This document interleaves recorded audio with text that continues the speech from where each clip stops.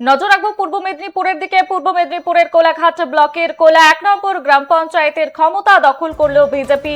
পূর্বে প্রধান এবং উপপ্রধানের পদত্যাগের পর বুধবার প্রশাসনিক বোর্ড গঠনের ভোটাভুটি হয়। আর 16টি আসনের মধ্যে সিপিআইএম এর 2 সদস্য অনুপস্থিত থাকায় 14 জন ভোট দেন।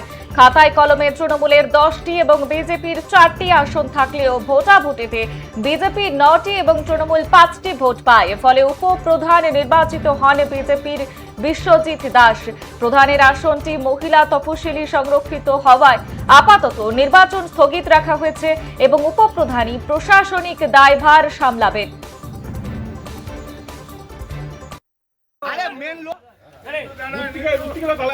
শুভেন্দু অধিকারী জিন্দাবাদ, মুখ্যমন্ত্রী শুভেন্দু অধিকারী জিন্দাবাদ, নরেন্দ্র মোদী জিন্দাবাদ, নরেন্দ্র মোদী জিন্দাবাদ।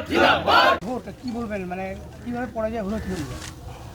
পরাজয় আমাকে বিজেপির হয়তো ক্যান্ডিডেট হয়েছিল এবং সবাই কাজের নিরিখে, শুভেন্দুর কাজের নিরিখে সব তারা সমর্থন করেছে আমাকে এবং সমর্থন করতে আমি জয়লাভ করেছি।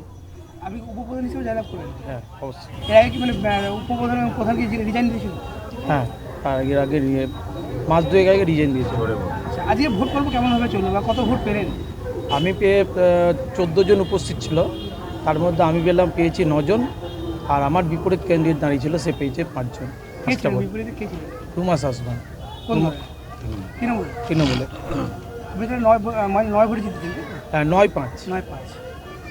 তাহলে আর মানে আজ থেকে আপনার কার্যভার শুরু হলো করতে পারে উপপ্রধান হিসেবে? প্রধান থাকছে না কিন্তু? প্রধান থাকছে না।